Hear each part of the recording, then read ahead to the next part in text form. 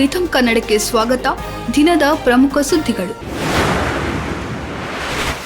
ಬಿಹಾರದ 42ನೇ ರಾಜ್ಯಪಾಲರಾಗಿ ಆರಿಫ್ ಮೊಹಮ್ಮದ್ ಖಾನ್ ಗುರುವಾರ ರಾಜ್ಯಭವನದ ರಾಜೇಂದ್ರ ಮಂಟಪದಲ್ಲಿ ಪ್ರಮಾಣ ವಚನ ಸ್ವೀಕರಿಸಿದರು.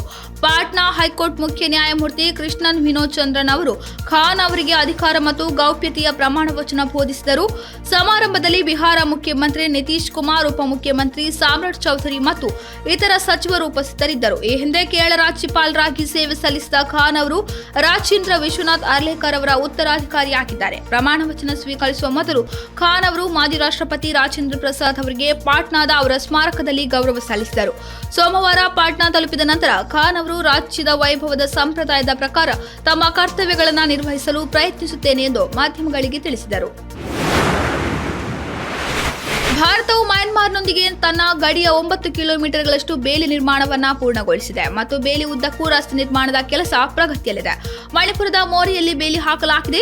ಕೇಂದ್ರ ಗೃಹ ಸಚಿವಾಲಯ ಇತ್ತೀಚೆಗೆ ಪ್ರಕಟಿಸಿದ ವರದಿಯಲ್ಲಿ ಈ ವಿಷಯ ತಿಳಿಸಿದೆ. ಸುಮಾರು 21 ಕಿಲೋಮೀಟರ್ ಬೇಲಿ ಮತ್ತು ರಸ್ತೆ ನಿರ್ಮಾಣವನ್ನು ಕಳೆದ ವರ್ಷ ಫೆಬ್ರವರಿಯಲ್ಲಿ ಬಾರ್ಡರ್ ರೋಡ್ ಸಂಸ್ಥೆಗೆ ನೀಡಲಾಗಿತ್ತು. ಕಾಮಗಾರಿ ಪ್ರಗತಿಯಲ್ಲಿದೆ. ದೇಶವು ಅರುಣಾಚಲ ಪ್ರದೇಶ, ನಾಗಾಲ್ಯಾಂಡ್, ಮಣಿಪುರ ಮತ್ತು ಮಿಜೋರಾಂ ಮೂಲಕ ಹಾದು ಹೋಗುವ ಮ್ಯಾನ್ಮಾರ್ನೊಂದಿಗೆ 1643 ಕಿಲೋಮೀಟರ್ ಉದ್ದದ ಗಡಿಯನ್ನು ಹಂಚಿಕೊಂಡಿದೆ. 1643 ಕಿಲೋಮೀಟರ್ ಗಡಿಯಲ್ಲಿ 1472 ಕಿಲೋಮೀಟರ್ ಗಡಿಯ ಗಡಿರೇಖೆಯನ್ನು ಪೂರ್ಣಗೊಳಿಸಲಾಗಿದೆ ಎಂದು ಸಚಿವಾಲಯ ತಿಳಿಸಿದೆ. ಪ್ಯಾರಿಸ್ನಲ್ಲಿ ಡಬಲ್ ಒಲಿಂಪಿಕ್ ಪದಕ ವಿಜೇತೆಯಾಗಿರುವ ಮನು ಭಾಕರ್ ಮತ್ತು ವಿಶ್ವ ಚೆಸ್ ಚಾಂಪಿಯನ್ ಡಿ ಗುಕೇಶ್, ಭಾರತದ ಪುರುಷರ ಹಾಕಿ ತಂಡದ ನಾಯಕ ಹರ್ಮನ್ ಪ್ರೀತ್ ಸಿಂಗ್ ಮತ್ತು ಪ್ಯಾರಾಲಿಂಪಿಯನ್ ಪ್ರವೀಣ್ ಕುಮಾರ್ ಅವರಿಗೆ ರಾಷ್ಟ್ರೀಯ ಖೇಲ್ ರತ್ನ ಪ್ರಶಸ್ತಿಯನ್ನು ಘೋಷಿಸಲಾಗಿದೆ. ಜನವರಿ 17ರಂದು ಮೇಜರ್ ಧ್ಯಾನ್ ಚಂದ್ ಖೇಲ್ ರತ್ನ ಪ್ರಶಸ್ತಿಯನ್ನು 4 ಅಥ್ಲೀಟ್ಗಳಿಗೆ ಪ್ರದಾನಿಸಲಾಗುತ್ತದೆ ಎಂದು ಕ್ರೀಡಾ ಸಚಿವಾಲಯ ಇಂದು ತಿಳಿಸಿದೆ.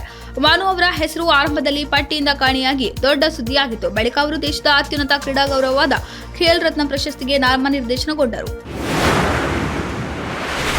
ಖ್ಯಾತ ಗಾಯಕ ಬಾಲಿವುಡ್ ನಟ ದಿಲ್ಜಿತ್ ದೋಸಾಂಜ್ ಅವರಿಗೆ ಅಪರೂಪದ ಅವಕಾಶ ಸಿಕ್ಕಿದೆ. ಪ್ರಧಾನಮಂತ್ರಿ ನರೇಂದ್ರ ಮೋದಿ ಅವರನ್ನ ದಿಲ್ಜಿತ್ ಭೇಟಿಯಾಗಿದ್ದಾರೆ. ಆ ಸಂದರ್ಭದ ವಿಡಿಯೋವನ್ನು ಅವರು ಸೋಷಿಯಲ್ ಮೀಡಿಯಾದಲ್ಲಿ ಹಂಚಿಕೊಂಡಿದ್ದಾರೆ. ಈ ಭೇಟಿಯ ವೇಳೆ ಕೆಲವು ವಿಷಯಗಳ ಬಗ್ಗೆ ದಿಲ್ಜಿತ್ ಅವರು ಮಾತುಕತೆ ನಡೆಸಿದ್ದಾರೆ. ವಿಡಿಯೋವೊಂದನ್ನು ಹಂಚಿಕೊಂಡು ಇದು ತುಂಬಾ ಸ್ಮರಣೀಯ ಮಾತುಕತೆ, ಈ ಭೇಟಿಯ ಹೈಲೈಟ್ಸ್ ಇಲ್ಲಿದೆ ಎಂಬ ಕ್ಯಾಪ್ಷನ್ ಒಂದಿಗೆ ನರೇಂದ್ರ ಮೋದಿ ಅವರು ಸೋಷಿಯಲ್ ಮೀಡಿಯಾದಲ್ಲಿ ವಿಡಿಯೋವನ್ನ ಪೋಸ್ಟ್ ಮಾಡಿದ್ದಾರೆ. ಭಾರತದ ಓರ್ವ ಹಳ್ಳಿ ಹುಡುಗ ಪ್ರಪಂಚದಲ್ಲಿ ಹೆಸರು ಮಾಡುತ್ತಾನೆ ಎಂದಾಗ ತುಂಬಾ ಖುಷಿಯಾಗುತ್ತದೆ ಎಂದು ಪ್ರಧಾನಿ ಮೋದಿ ಅವರು ದಿಲ್ಜಿತ್ ಬಗ್ಗೆ ಮೆಚ್ಚುಗೆ ಮಾತುಗಳನ್ನು ಆಡಿದ್ದಾರೆ. ಗೋಲ್ಡನ್ ಸ್ಟಾರ್ ಗಣೇಶ್ ನಟನೆಯ ಬಹುನಿರೀಕ್ಷಿತ ಪಿನಾಕ ಸಿನಿಮಾದ ಟೈಟಲ್ ಟೀಸರ್ ಬಿಡುಗಡೆಯಾಗಿದ್ದು, ಹಿಂದೆಂದೂ ಕಾಣಿಸಿಕೊಂಡಿರದ ಅವತಾರದಲ್ಲಿ ಗೋಲ್ಡನ್ ಸ್ಟಾರ್ ಗಣೇಶ್ ಕಾಣಿಸಿಕೊಂಡಿದ್ದಾರೆ.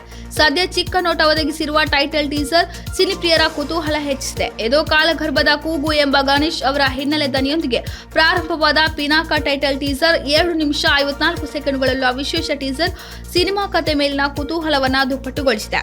ಇದಾಗಿತ್ತು ಈ ಹೊತ್ತಿನ ಪ್ರಮುಖ ಸುದ್ದಿಗಳು. ಇನ್ನಷ್ಟು ಹೆಚ್ಚಿನ ವಿಚಾರಗಳಿಗಾಗಿ ವೀಕ್ಷಿಸಿ ರಿಥಮ್ ಕನ್ನಡ.